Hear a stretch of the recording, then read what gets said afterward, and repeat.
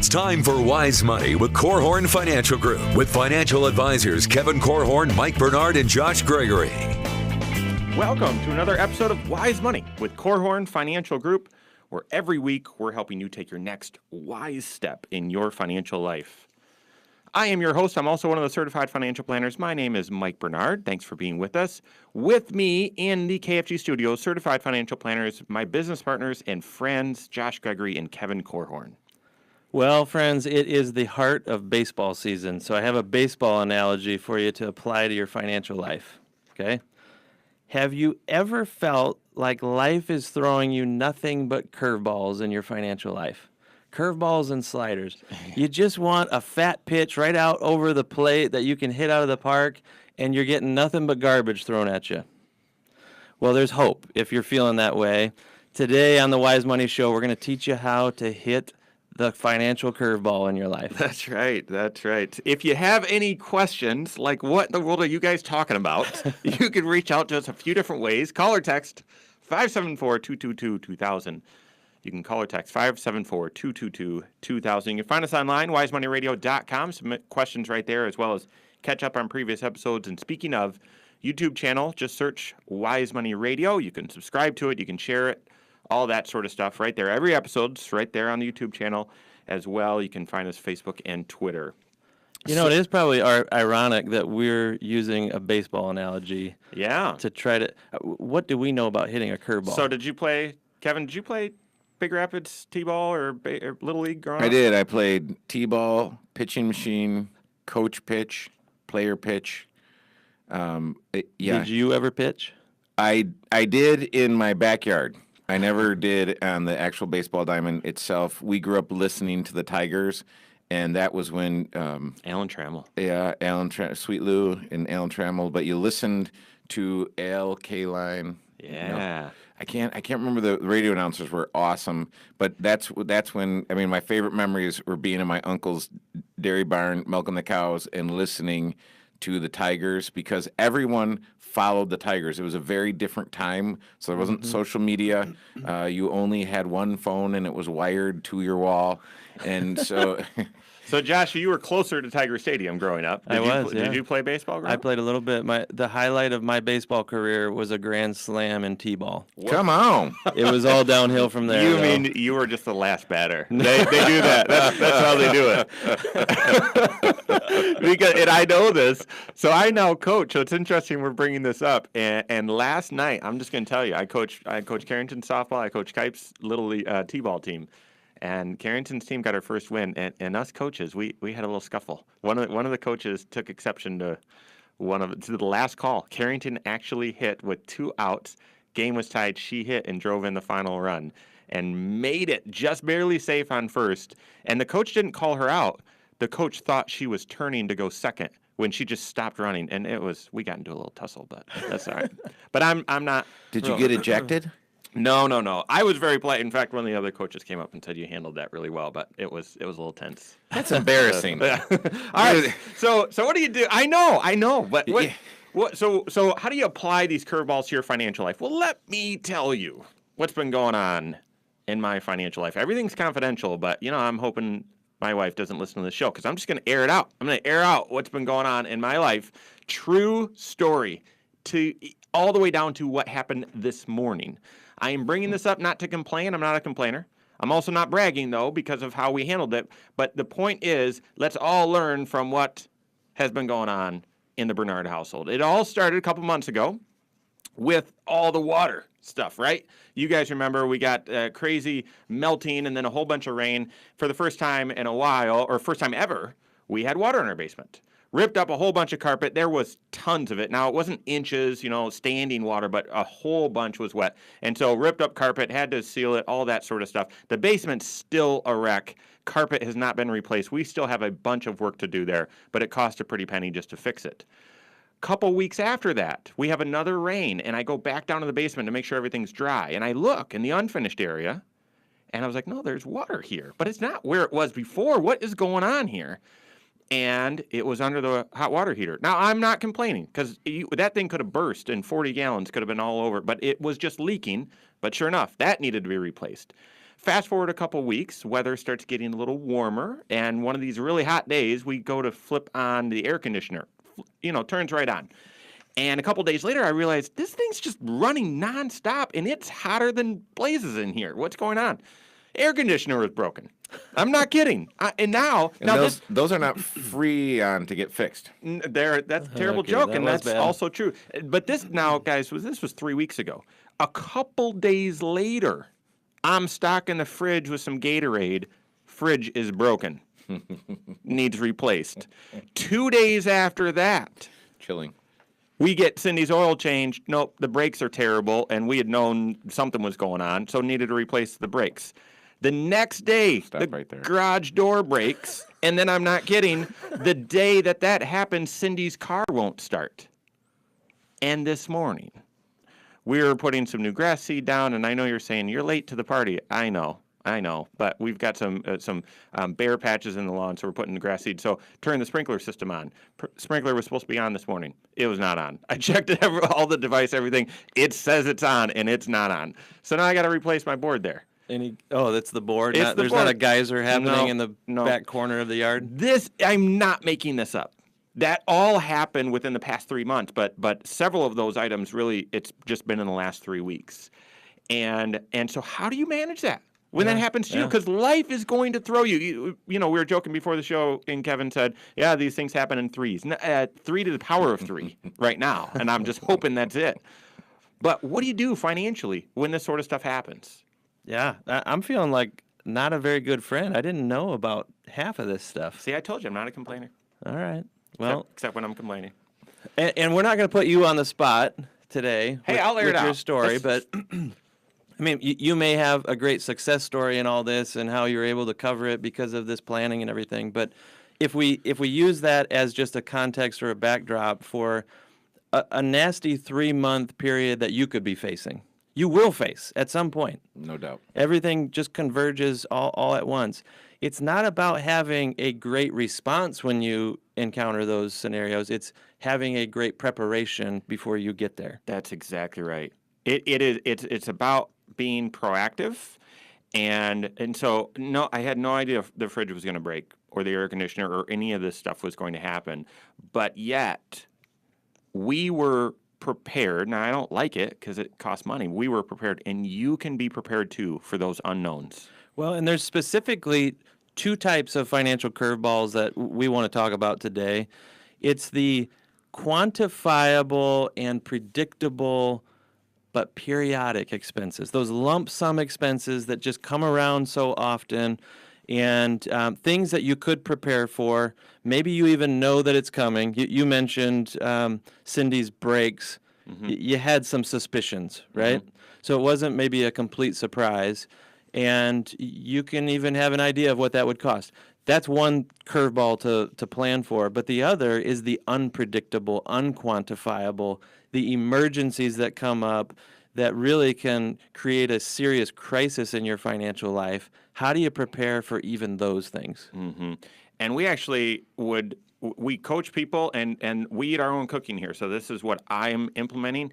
It's one system that you set up in your financial life to address both of those potential curveballs. We call it the 3 bank account system. And it's actually 3 categories of bank accounts for 3 categories of purposes, if you will. And we're going to talk about some do's and don'ts, but start breaking that down for us, Josh. Well, the one that we didn't mention, that the first of the 3 categories is just your normal monthly expenses. And this is usually not where curveballs are found. Right. This is where you know what's coming month in and month out. You know what your mortgage payment is or your rent bill. Those are not usually where the problems come. It's often in the expenses that you forget about. It's the things like home repairs or car repairs. It's things like Christmas or, taking a vacation. If you're not planning ahead for those things and saving ahead for them, then they can create sort of an urgency in your life that can be misconstrued as a crisis if you're not planning. So they're irregular expenses. They don't happen every month, but you try to manage them within your monthly expenses, and then it breaks, and you feel tension, and you feel stress, and then another curveball happens, and so on, and then you're overwhelmed. We're going to lay out the full 3 bank account system, as well as some best practices from what we've seen in the trenches. That and more coming up here on Wise Money with Korhorn Financial Group.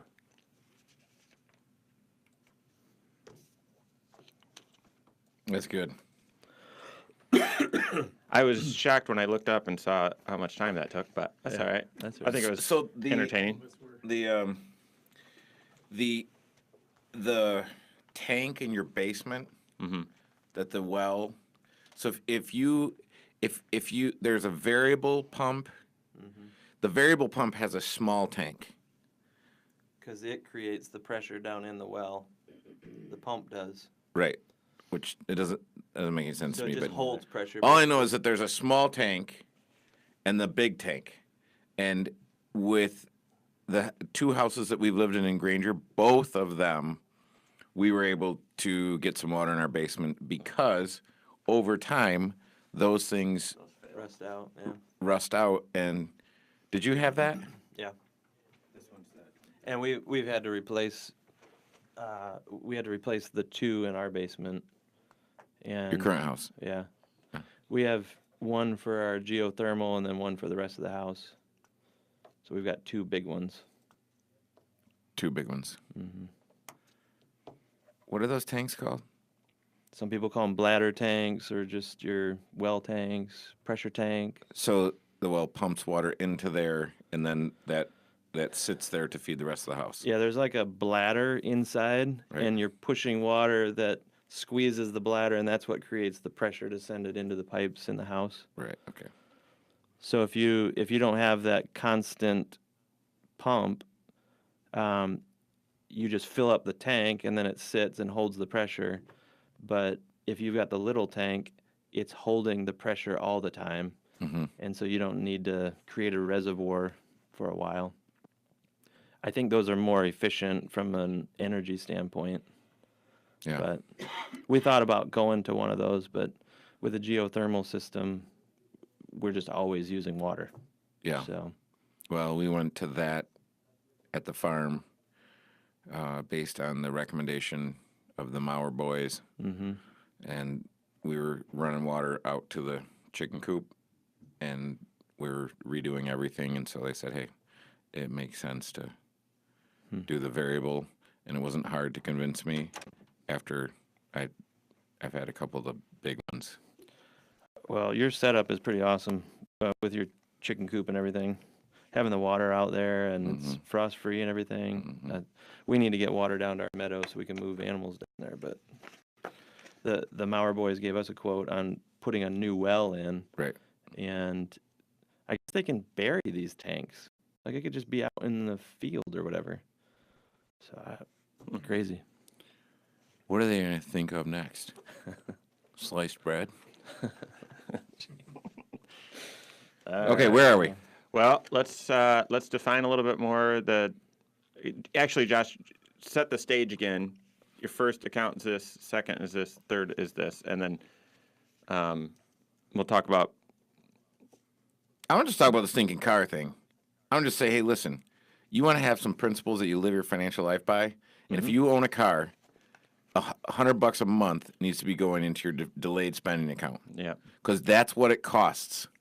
It doesn't feel like it costs that every month, but that's what it costs. It will definitely not cost that every month, but it will cost that, if not more, when you average it out. Right. So you gotta you need to be setting that aside. So, yeah. So Josh, if you can start by giving the big picture again, and then some of the what is this all about? How's it work? And then we can get into that sort of stuff, Kevin. Yeah, that's good. All right. Do you have a plan in place, a strategy in your financial life to hit those financial curveballs that life inevitably throws at you? Hit out of the park every single time. Slider, that's, do you have a strategy for that one as well? We do. We're sharing it with you. Life's been throwing me some curveballs, and we're using that as a lesson today. This is Wise Money with Korhorn Financial Group. My name's Mike. With me in the KFG studios, Kevin Korhorn and Josh Gregory. I want to say thanks to the attorneys at Ledoux, Kern, and Keene, as well as First State Bank for sponsoring the content of today's program. Actually, we've got both of them coming up as guests. We're going to do a series about different legal issues in your financial life, especially if you own a small business, some of the decisions you need to make, and then financing for life, for those transitions in your business, succession, and so on. So we've got that ahead over the coming weeks on the Wise Money Show. If you have a question, a comment, reach out to us. We'd love to hear from you. We'd love to help you. You can find us online, wisemoneyradio.com. You can call us or text us, 574-222-2000. You can call or text 574-222-2000. Lastly, social media, including YouTube, just search Wise Money Radio, and you can catch up on previous episodes. Watch all of them right there on the YouTube channel if you'd like. All right, I told you, life's been throwing me curveballs. We've been through the ringer the last 3 months, especially the last 3 weeks. All sorts of things popping up, breaking, refrigerator, car, garage door, air conditioner, all sorts of stuff. And so we started laying out the plan, the strategy, where when those things come up, you can knock them out of the park every single time. You're not going to like it, but it's better than going backwards financially. Josh, share again the high-level strategy to handle that. Well, you refer to it as the 3 bank account system. That's what we call it in our office. And it's basically a way of creating or setting up your bank accounts to facilitate great budgeting, great cash flow management. The first of these 3 unique buckets is a checking account. We refer to it as the immediate spending account because money comes into this account every month and goes right back out. It's to cover those known expenses every single month, things like groceries and rent and utilities and things like that. They're expenses that come up every single month versus the expenses that you know will eventually come up, but they don't happen every month. Maybe they happen once a year. Maybe they happen every couple years, but like tires or car battery. That was the issue. Cindy's car wouldn't start. We need to put a couple $100 into a battery. Those sorts of things. Will come up, but they're not going to come up every month. That's exactly right. Those non-monthly expenses, we refer to this second bank account as the delayed spending account because you're trying to take the goodness of your checking account where money's just flowing into it regularly. You always have the cash there. And we convert those periodic expenses into a monthly bite-sized budget. Yeah. We want to set aside so many dollars every month to cover Christmas each year, or set aside so many dollars every month to cover the next vacation that's coming up, or the next battery purchase, or the next tires, as you said. So we want to basically plan ahead for the things that you know you're going to spend money on. It's part of your life. It's part of funding the things that are important to you. It just doesn't come every single month, so you need to plan ahead, build up a reservoir of dollars so that when these things hit, whether they're by your choice or just out of necessity, you have the cash to cover them. That's the second of the 3 buckets. And then the third one is what happens when there is a true emergency. And we're going to get into this, but the battery going out so the car doesn't start, is that truly an emergency? It might be. I would say it shouldn't, and Kevin's going to share a little bit about how to manage vehicles here in just a second, but I would say it shouldn't be. It shouldn't be, but you still will have emergencies that come up in your life, a big health emergency or interruption in your income, a significant home, damage, something like that. And so you need to have that third bank account needs to be funded as well, and that's your emergency fund. Okay? Yeah, and that is the account where you're setting aside dollars that you hope and pray you never have to tap into. Yeah. And especially when bucket number 2 is working well, you'll find that you don't need to go to the emergency fund as often because some of the things that we often think of as emergencies really aren't.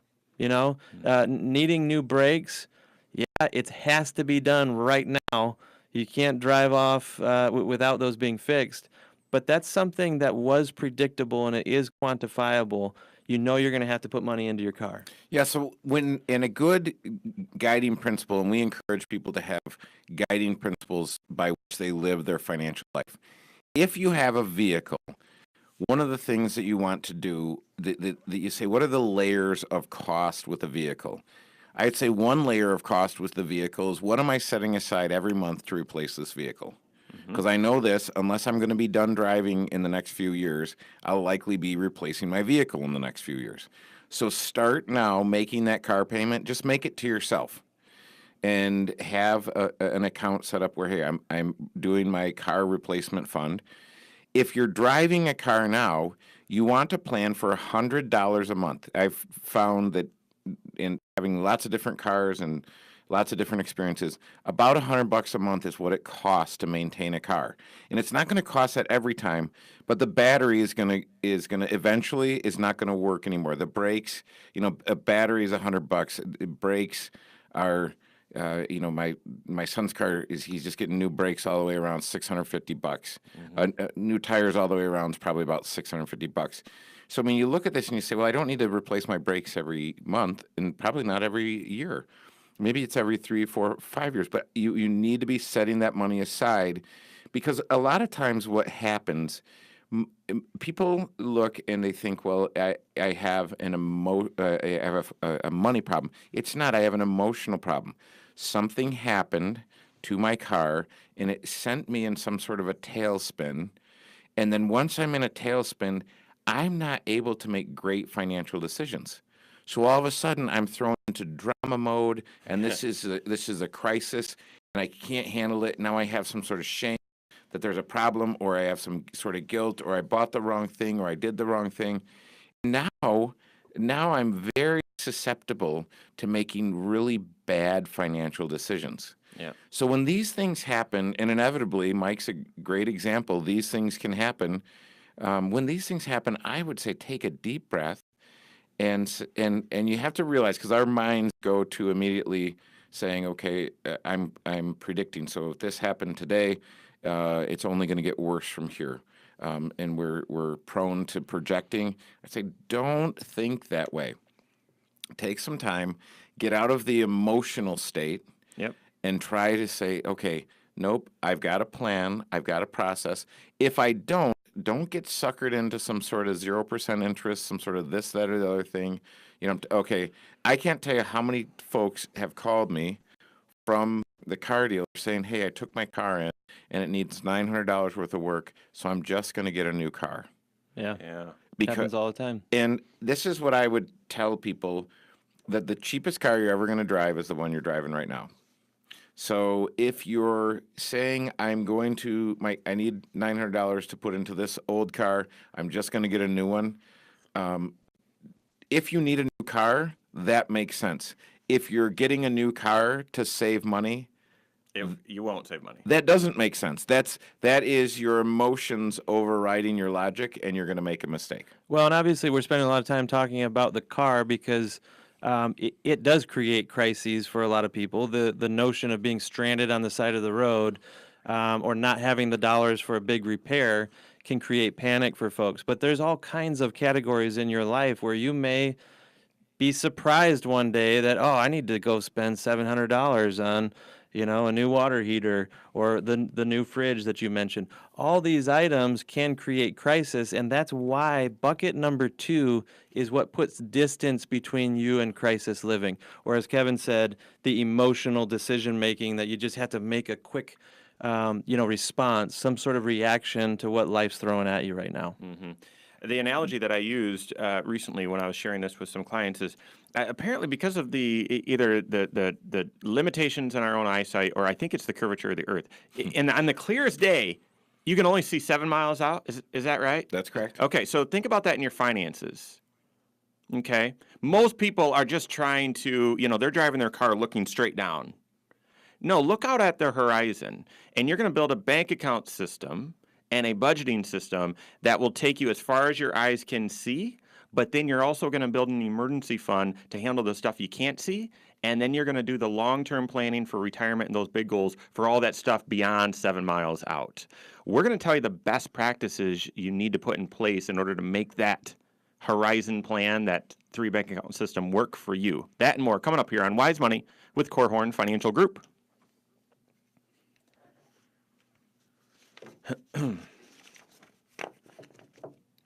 Like that analogy? You're giving me a look, or you don't like it? No, I do. I like it. Actually reminded me, though, Andrea was doing research on whether or not aardvarks can live around here because she saw some kind of creature crossing the road, and she's like, it looked like an aardvark. Those are only in Africa, though, right? I was like, An aardvark. I think we need to get your eyeballs adjusted. No doubt. I was doing. Well, this was in Edwardsburg, so I don't think there are armadillos either, but no, she meant aardvark. Yeah. No, Kind of that humped. I mean, the silhouette was just like that. So, It's a raccoon. but it was It raccoon, was I'm a sure. raccoon. It was definitely a I think raccoon. A skinny raccoon or something. I always called it you have urgent care and you have emergency room. So urgent is I have to do it now, but it's not the bleeding out. And the emergency room is I'm bleeding out. So those are the two definitions for our family for when something's a financial situation. That's good. All right. So I'm assuming it'll take the segment to. Is it what number is this? This is third segment, but we're kind of right in segment number 2. I want to talk about the best practices because people can hear this and they'll absolutely fail if it's not with a coach, honestly, to help manage all this. And then we'll get into questions. So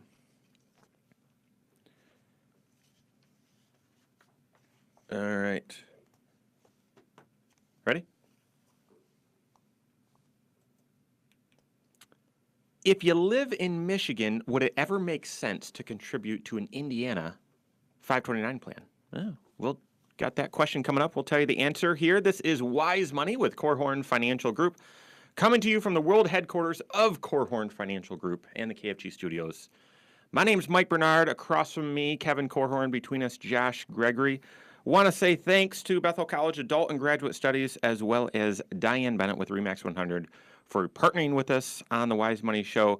We've been talking about how to hit curveballs out of the park every single time in your financial life, setting up a system so when life gives you lemons, you make lemonade. You like the mixing of the analogies there? Hopefully that made sense. We're going to tell you how to Swing and a miss. how to implement that here in just a second. If you have any questions for us, you can reach out to us a couple different ways. Let me remind you, wisemoneyradio.com. Call or text 574-222-2000. And all over social media, Facebook, Twitter, and YouTube. Just search Wise Money Radio. All right. So it's all about getting a system in place and getting proactive with your expenses that could be out there on the horizon and building all of that right into your budget. We call it the 3-bank account system. And you might have heard something called the Christmas Club or Vacation Club. It's very similar. You might have heard of something called the HSA. Very similar, where you're taking a part of your monthly budget and you're carving a certain amount aside to set it aside for upcoming expenses whenever that occurs. Where they totally missed it on the Christmas Club is Christmas is not the only once-a-year expense. Right. There's a whole lot of them. And so as we dive into how do you implement this and what are some of the best practices, the first best practice is you need to be honest and real. You need to look out on that horizon and say, all right, really, what's coming up financially in our life? It's not coming up this month, maybe next month, or maybe in 8 months, or maybe in a year or two, but be real. I don't know why, but the example that really stands out to me, I have some clients who, huge Cubs fans. Huge. I don't know what's wrong with them. Huge Cubs fans. And there's this guilt around taking a day, going to Chicago, going to a game and so on, but they're going to do it. But there's this guilt. So they refuse to set money aside for it, but they still do it and it ends up going on the credit card or breaking their monthly budget. Be real. All right, how many Cubs games do you want to go to? Figure out how much that costs each time. Multiply it by the number of times you're going to do it, divide it by 52, and set that money aside. Same thing applies for any known upcoming expense or any potential upcoming expense. Yeah, I like that you gave the Cubs example because that we would throw in the category of a want. It's not something you have to do, something you want to do, but you even need to be funding those wants that you know you're going to spend money on, as you said. Mm-hmm. So it may be clothing for the kids would be a need, but the vacation, there may be levels of want versus need there. We would tend to argue that you need to take a break from your work. Does that mean you are going and doing an all-inclusive vacation somewhere? That's where maybe the need became a want. But funding these things on an automatic basis is important. I encourage people to have a portion of their paycheck deposited into their checking account, that bucket number 1 we were referring to, but have an intentional portion of the paycheck also go into bucket number 2 to pile up in savings.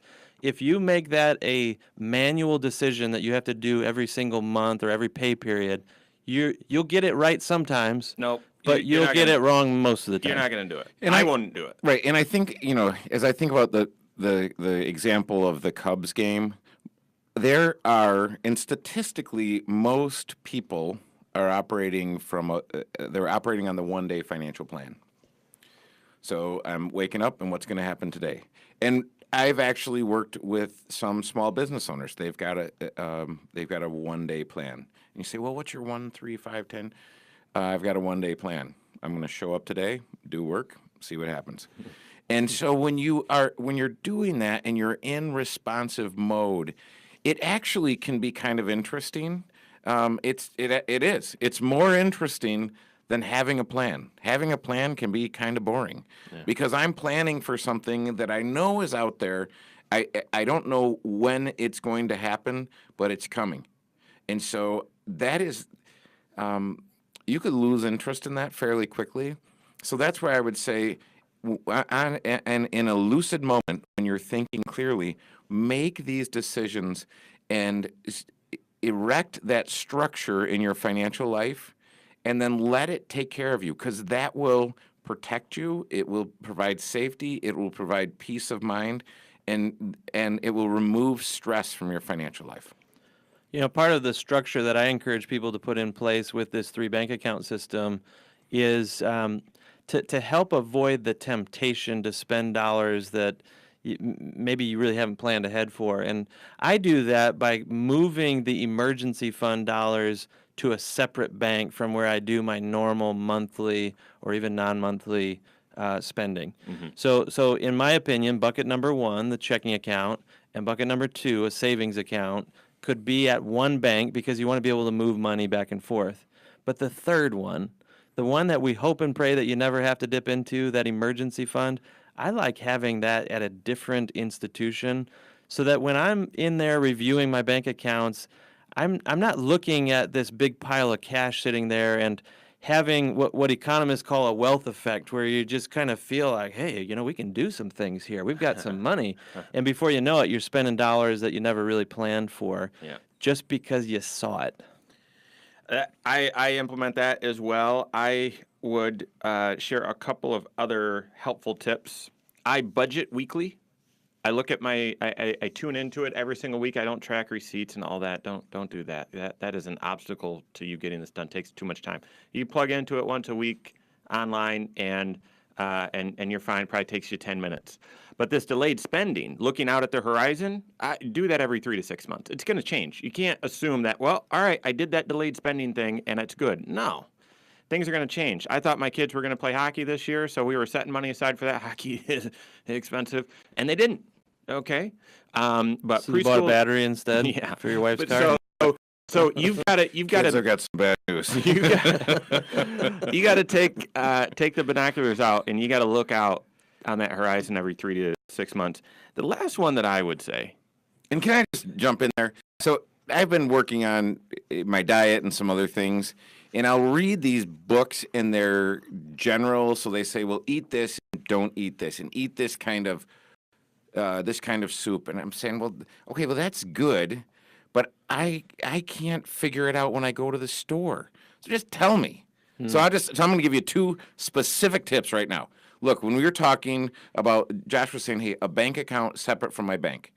It's this simple. As of today, you can go online and look at Capital One. It's paying 1.6%. Yeah. Look at your local bank. It's paying a fraction of that. So for the money that I want to have outside of my local bank that I'm not seeing, I'm not sniffing, I'm not putting my hands on an ongoing basis, use an online money market account. If you're having a hard time figuring out, have your financial advisor help you, or come and sit down with one of our awesome team members, and we can help you. There's a little bit, the setting up process is a little tricky, but once you get that done, and then if you've got big cash reserves beyond the FDIC insured limits, there are ways to get around that too. There are companies like Max My Interest and some other things. So talk to us, or your financial advisor, your certified financial planner. We're happy to help. Now, and the last thing that I would add, if you're using a credit card for your spending and it's connected to your bank account so that you never ever pay credit card interest or late fees, and as we say, credit card interest is for chumps. You do not want to pay credit card interest. When you look at the rewards program, make sure you're getting 2% back. So I would just give you, there are certain Capital One accounts where you can get 2% cash back. That's typically if you're a business. They have a Spark card where you can get 1.5% back. There's a Fidelity Visa where you can get 2%. They can go right into a 529 or a different investment account. So make sure when you look at your rewards program, you're getting at least 2%. Well, so that leads into this tip I was going to share.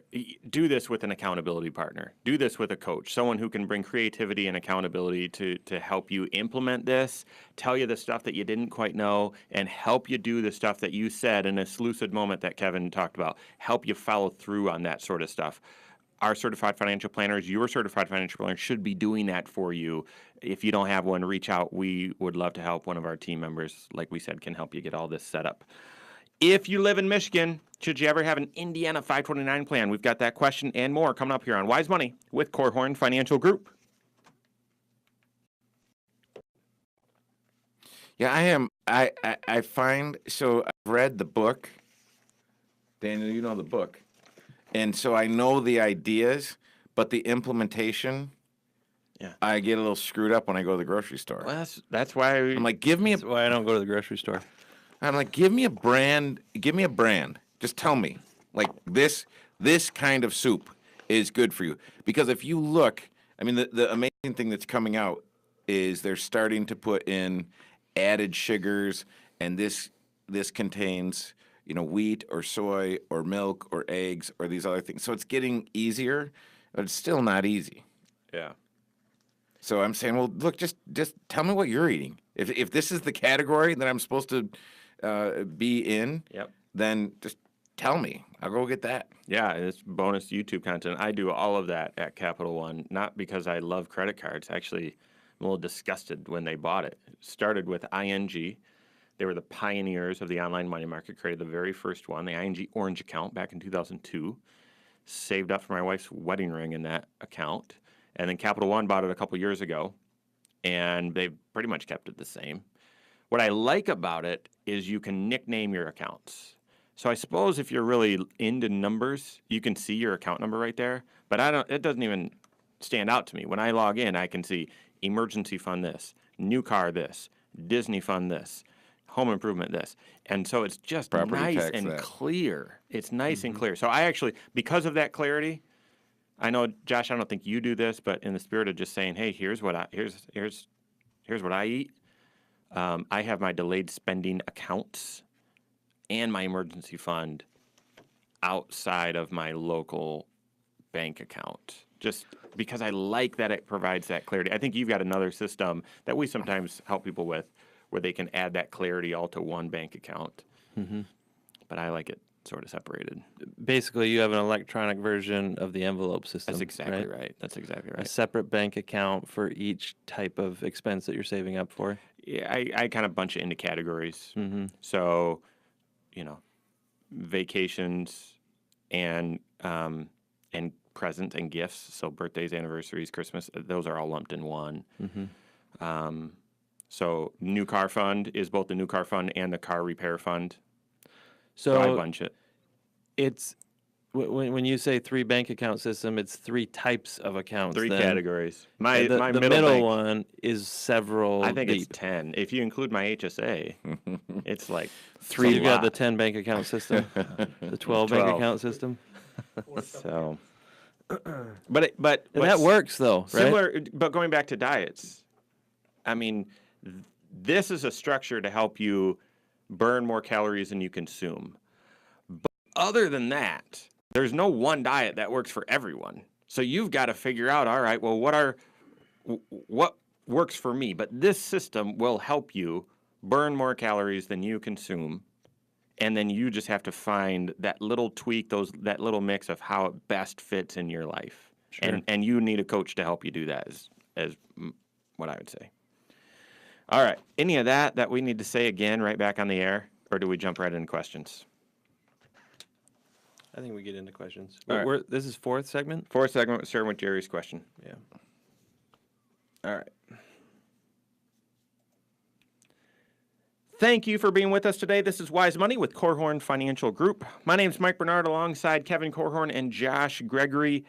If you've missed anything, I'm first going to point you to the YouTube channel. I know I promote that quite frequently, but we just had a lot of extra bonus content over the break about how to implement the 3 bank account system, especially the delayed spending.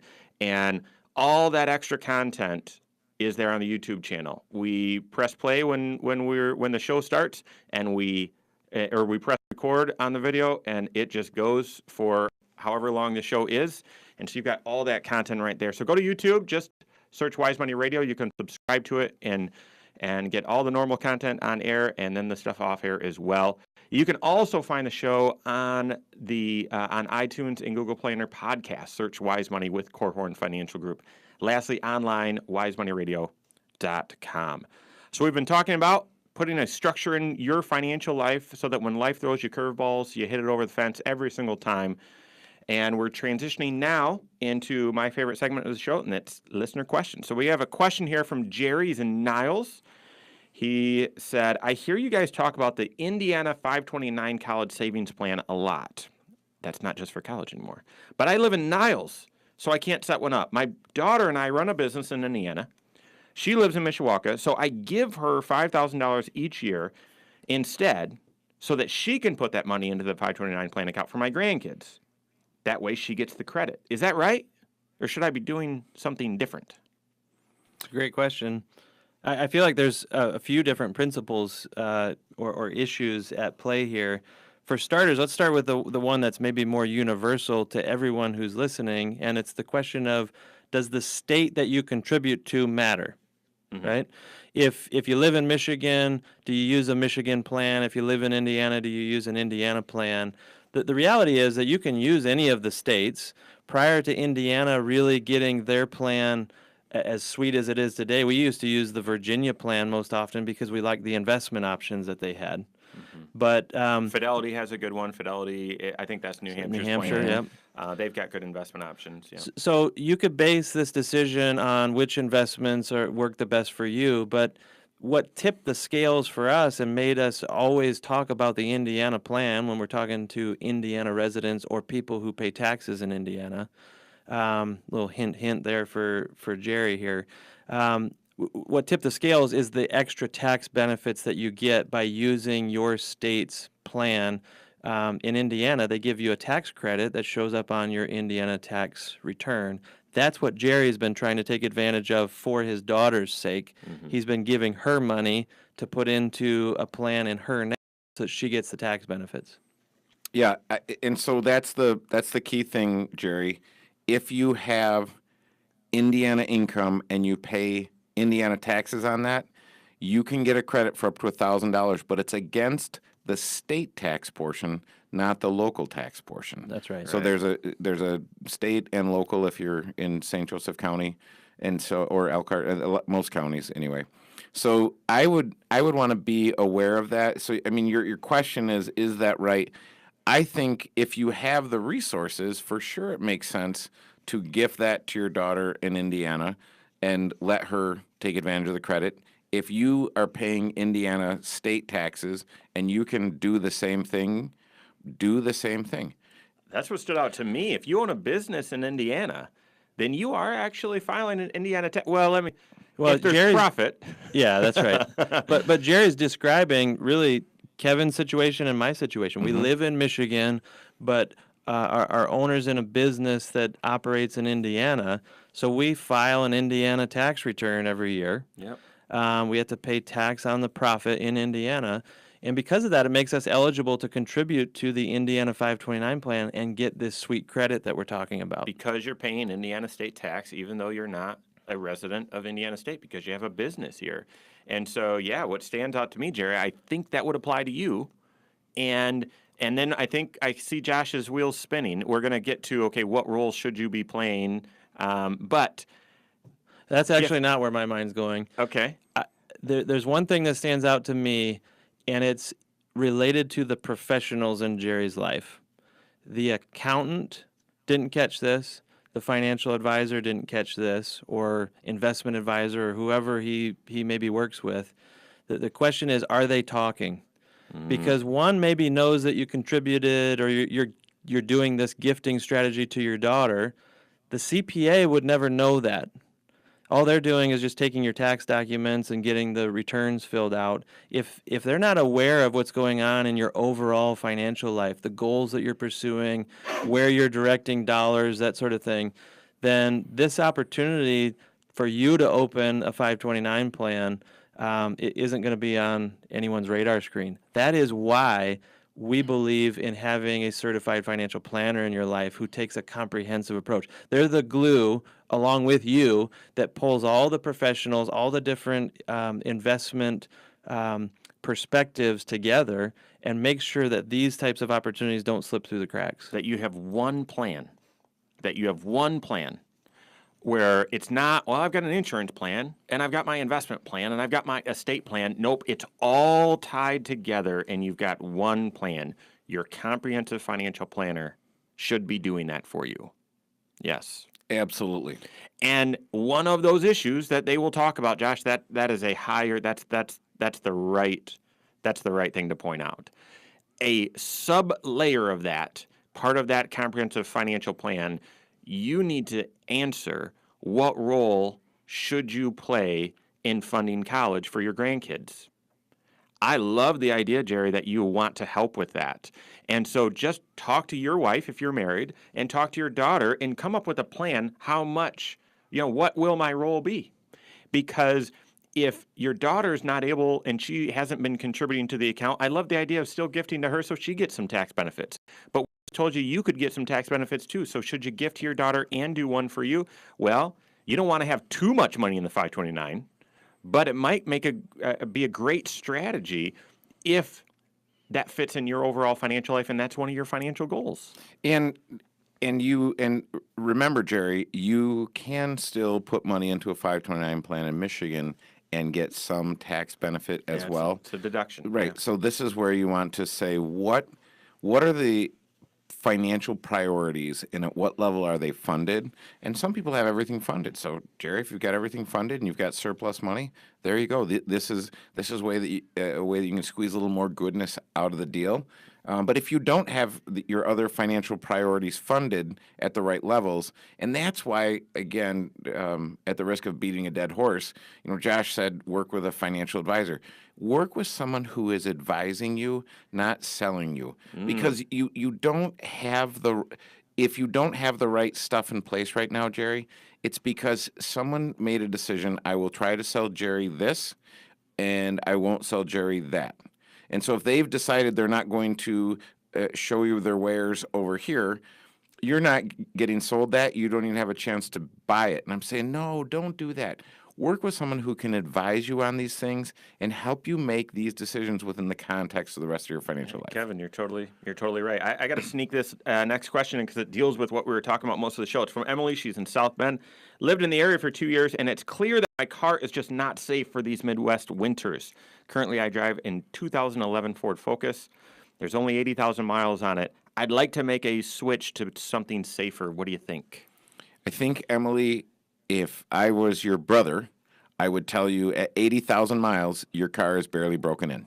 Mm-hmm. Get some snow tires. Get some all-weather tires. I've got a friend. He's a car guy, and he has 2 different sets of tires. Oh, and my word! He changes them. That is so messed up. And he loves it. He loves it. But he'll put the winter cars on usually November, take them off in April, and the winter tires, and yeah. Yep. So that's a cheaper way to go about it. Yeah, I agree. There's plenty of people here in the Midwest who can get around in a Ford Focus. It's every year we have to kind of relearn how to drive in the snow and whatnot. But maybe making a small investment in different tires. Maybe it's making sure you've got a good battery so you know it's going to start every time you go in the parking lot or whatever. And emotionally, Emily, if emotionally you need a new car, run to your financial planner and say, hey, can we start planning for a new car? I need to get one as quickly as possible. Help me walk through this transition. Yep. All right. That is all the time we have for today. Thanks for your questions. On behalf of Josh Gregory, Kevin Korhorn, and myself, and everyone at Korhorn Financial Group, have a great weekend. We'll see you next Saturday for Wise Money with Korhorn Financial Group. Securities offered through Silver Oak Securities, member FINRA/SIPC.